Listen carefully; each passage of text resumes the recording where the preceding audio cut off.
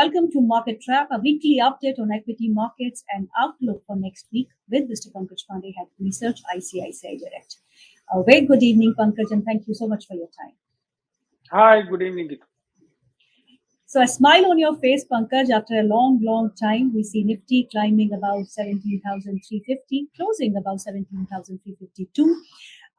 Where do you see markets heading from here? Because the week has been quite volatile. Is it just a recovery or a bounce back from lows, or this can be sustainable too?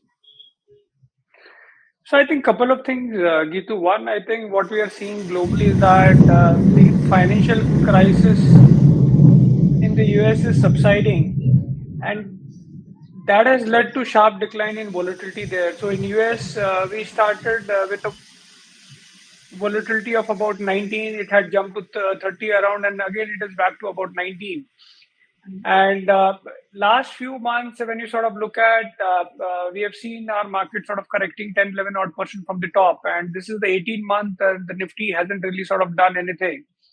Right. Typically, last 30 years, we have never seen markets correcting more than 18 odd months.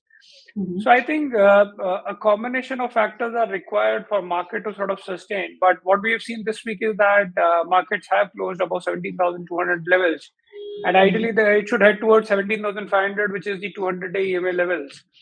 And if global cues continue to sort of remain good, our sense would be that overall market, our overall sense would be that the markets will sort of inch up further to 17,500 levels and possibly towards 18,100 levels going forward. Pankaj, now that we see some kind of resilience coming in the global markets too, we have Nasdaq, which performed better in FY23 so far than all the markets globally. So, does this make a cause for IT sector to really come back in a big way? So when you sort of look at Friday's move, typically you've seen banking, banking plus IT stocks doing well. I think these are the sectors where you see most of the FI sort of selling, which happens. So from that perspective, if US market stabilizes and we don't really get fresh cases of banking issues, then I think it's a sort of a positive news for IT as an overall pack, because concerns were emanating that if this financial crisis were to sort of spread, probably it could have an impact on the overall IT spends of these banks. So I think that concern has been sort of put to rest, but it is still early to sort of say that Fed has sort of changed its course and the banking crisis in US is far from over. That's true. But now the deciding factor would be the Q4 earnings, which will start from second week of April. So how do you expect the earnings to be for IT stocks specifically, because they are the ones who come out with the numbers first? So largely for IT, this is a sort of a seasonally weak quarter. So tier one companies are not really expected to sort of come out with great set of numbers. I think the tier two names are expected to sort of come up with a good set of numbers. Now within tier one names, see, the challenge is that why this is a weak quarter is that you have extended furloughs in this particular month of Jan.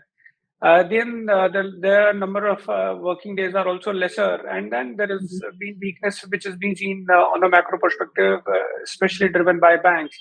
For tier one names like, say, for example, Wipro, we expect a negative growth of about 0.5% quarter on quarter, whereas the Chiltech could deliver about 1%. So between negative 0.5% to 1% is the kind of growth what tier ones can deliver in terms of dollar. Now, in tier two, except for Tech Mahindra, I think most of the companies will deliver decent growth of 2 to 3% quarter on quarter. And margin recovery also is expected for some of the names. So, for example, TCS has been guiding for margin expansion. So probably that company will witness margin expansion. Otherwise, I think something like HCL Tech and Infosys could witness a margin decline of 20 to 100 odd bips. That is the derived number what we have gone into because the companies give guidance on a sort of annual basis. Otherwise, for tier two names, we would expect margins to sort of expand. For LTI Mindtree, the margin expansion could be higher because last quarter they had an integration cost. So as a result of that, margins were lower. But weakish quarter, but I think commentary from most of the companies will be extremely important in terms of are they seeing any kind of a weakness in the tech spends. and especially from the BFSI as a space. Because has been in turmoil from last few quarters, and that might be a denting factor for IT space because they have major revenues coming up from there. Pankaj, FY24 kicks off, and government spending as expected uh, remained buoyant in FY23 and is expected to really gain pace in FY24 too. And some of the ancillary sectors like cement is expected to better. And there are also rumors that we are hearing in the street that there might be price hikes in the offing. So, what is your take on the cement sector as a whole and your top bets? So I think the cement companies did try to sort of undertake a price hike in the mid month of Feb. But that hike sort of fizzled out. But our sense is now in the first week of April, there is an expectation of 10 to 30 rupees kind of a per bag hike. Now, what it does to cement companies is that while the benefits of this hike will accrue from Q1 quarter, so EBITDA per ton could improve by about 200 rupees per ton. But for Q4, what we expect is that since the coal prices have come down by 30 odd percent, especially the South African coal, so we could see a margin expansion of about 150 to 200 odd bips for cement companies. We'll have a margin expansion this quarter, and margin expansion also expected to pan out even next quarter as well. What we like is the tier one names like say Ultratech. Now, Ultratech has got a capacity of about 127 million tons. They are looking to add capacities at 7% CAGR to about 200 million tons.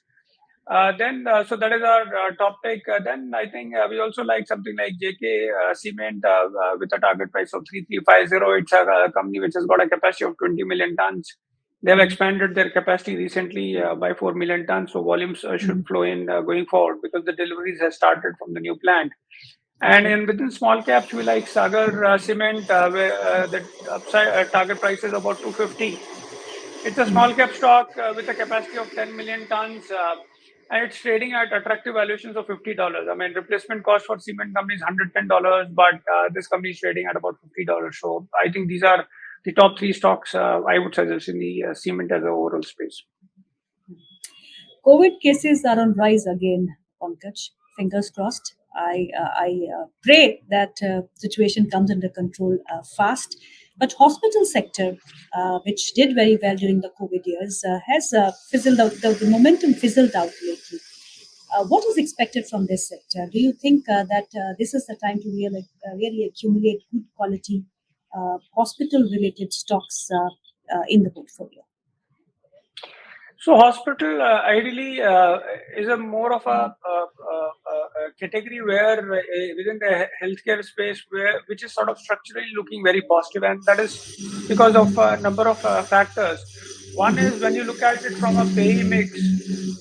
The pay mix is improving from the perspective that you'll have more insurance penetration, and that will sort of drive the overall surgeries and the hospitalization. Then the other thing is that the medical tourism is also sort of recovered to 95% kind of level, and we all know that India has got one of the best doctors and facilities available, and with the kind of capex going on, so that is another lever which will work out. And I think what is also happening is that the occupancies for hospitals have also gone up from 57 to 62%. The other factor is that the average revenue per operating bed has also improved from 34 to around 45,000. Most of the hospitals added capacities in tier twos in the last 4 5 years. So we would expect some of these hospitals to sort of mature. When they sort of approach towards maturity, the break-even levels get achieved, and the EBITDA margin also improves. So Okay. structurally, I think things are turning very positive for hospital as the entire space. What we like is something like in Narayana Hrudayalaya. So while it's a domestic play, but their Cayman Island facility is a good ROCE model. Similarly, Apollo Hospital obviously looks very attractive to us with a target price of 5460. Then for cancer specialist, I think HCG is one of the companies which we like. I think their number of hospitals are sort of maturing, so that should sort of do well with a target price of 385. And Okay. we have recently added coverage on Rainbow Hospital, which is a hospital largely sort of catered around children. So that is another one which we like with a target price of 840. Let's talk about the life insurance companies. They have gained a bit of traction this week. Is the worst over? So, what we have seen in the last 2, 3 months post budget is that one in budget you had the announcement that the non-linked life insurance policies where aggregate premium is more than 5 lakh. I Mhm. think the tax gains or the gains will be sort of taxed. So that had a fair share of impact on most of the insurance companies. So HDFC Life, which used to derive 10 to 12% from these high value policies, got Mhm. impacted. SBI Life used to derive at 2%. So both the stocks have seen correction of say 20 to 12 odd percent respectively.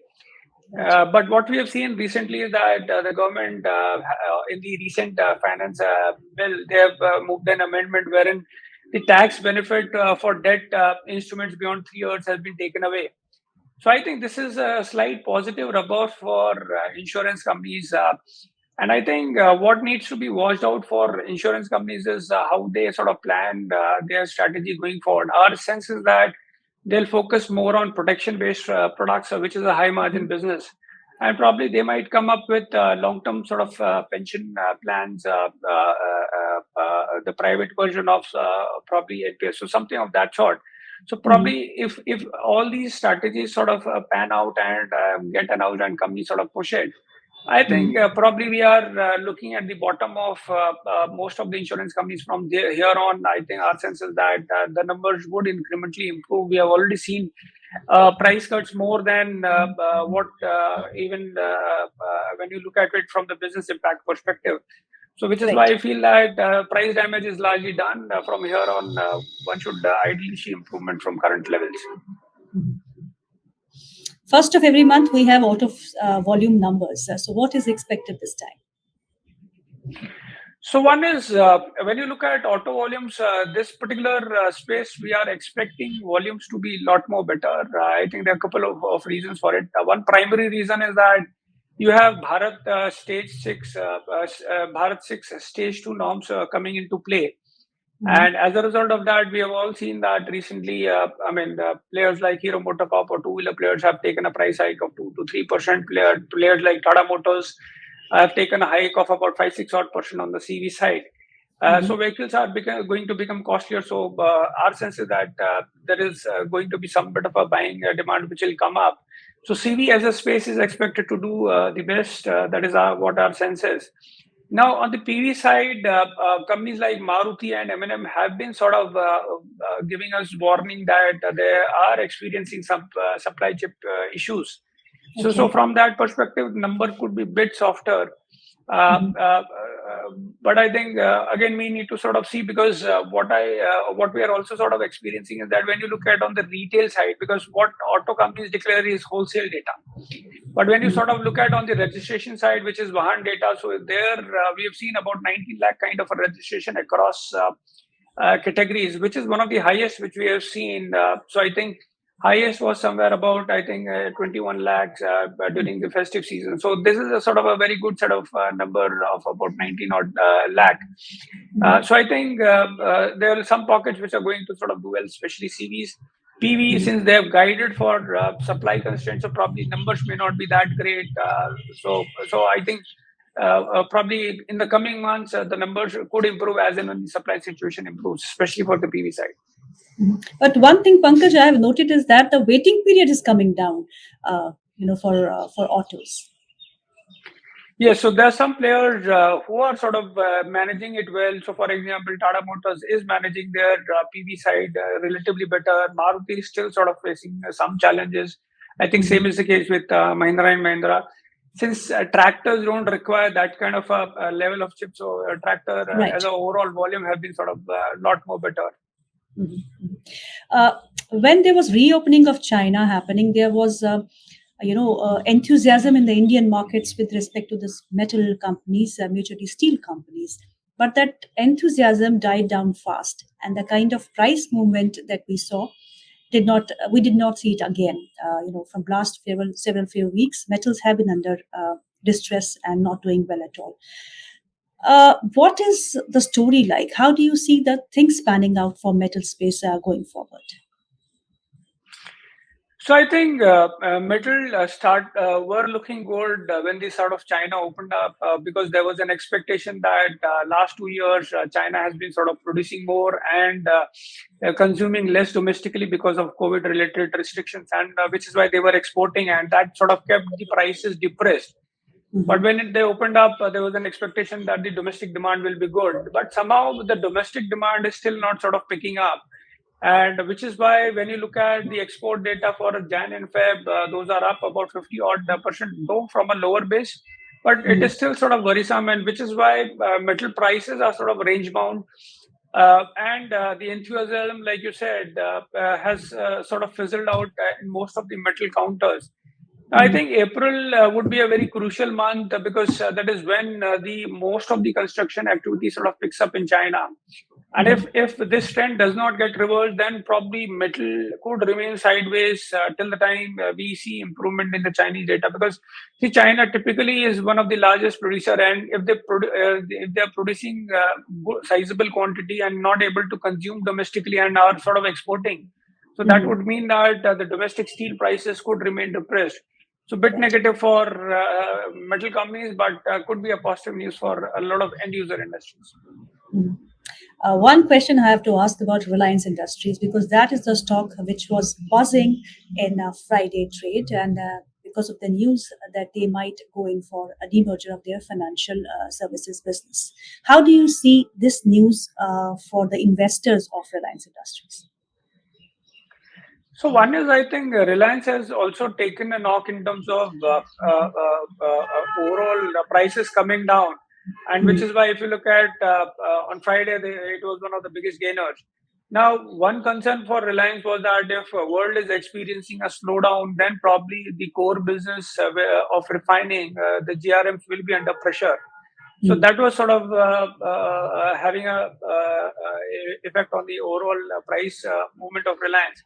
Now, there are a Mm. number of other positives which are sort of emerging. One, I think on the data side, we have IPL sort of coming up.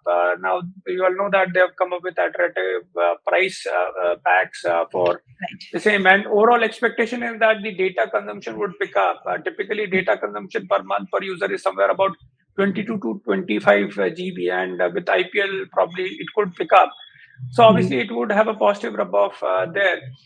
And I think the company has been foraying into FMCG, which we have earlier also sort of spoken about.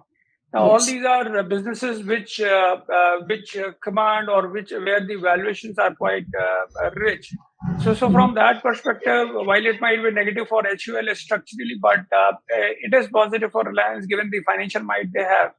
So I think this is one of the areas where capital required is less, and overall business fetches better margins. So I think a combination of all that has sort of played out, and which is why we have seen Reliance sort of doing well on the financial business side. When the entity gets demerged, I think they will be Mm. into largely into insurance and number of other businesses. So I think we still need to sort of figure out details, but I think Reliance for any businesses cannot be taken lightly. So one should expect that they'll pursue this business very seriously. And I think that is why that is also having a positive rub-off on the Reliance counter. I think number-wise, we still need to sort of work out and also their overall plans. So, bit early stages to talk on Reliance from that perspective. Okay. So it's time for the hidden gem now. So, which is the stock that you will talk about today?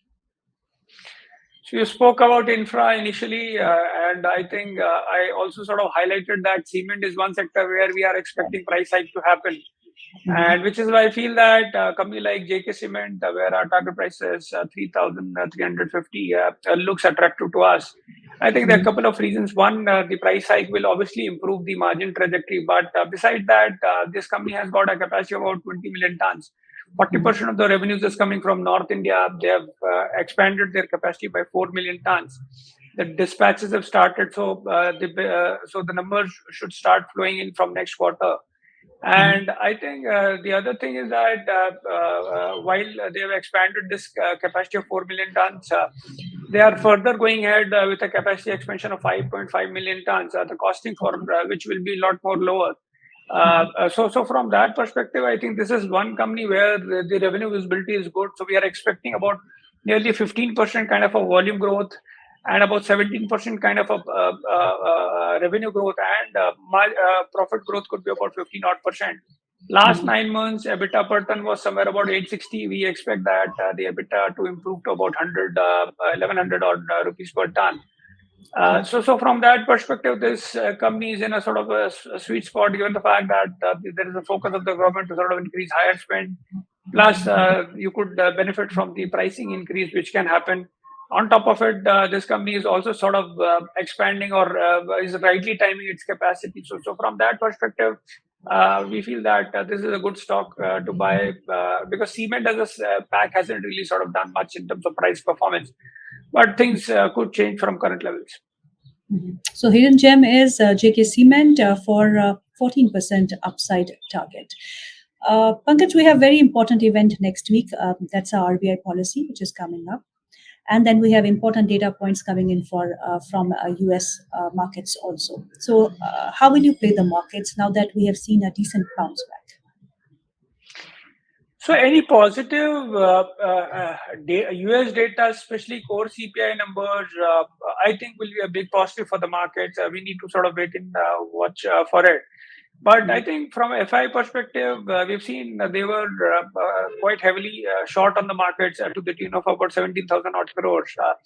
I think they are still sort of short of about 11,500 odd crores. So any positive news can trigger a short covering rally, and that is what we would expect. But since we are sort of headed towards a truncated week, so we are about to see the beginning of the new result season, so probably you will see stock specific move. But any positive news, my sense is that will trigger a short-term rally in the markets, which could sort of lead to Nifty 17,500 and possibly towards 18,100 kind of a levels. So I think market would normalize to levels of what we had seen prior to the banking crisis in US. So that is what the broader expectation is. So we end this debate, this interview on a positive note. Let's stay optimistic that markets now start moving higher.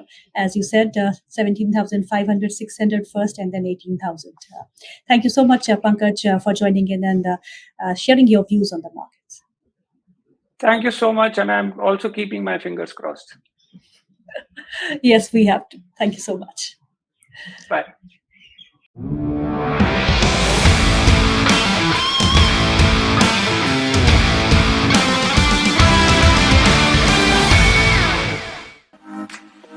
Subscribe to our YouTube channel and click on the bell icon to never miss an update from ICICI Direct.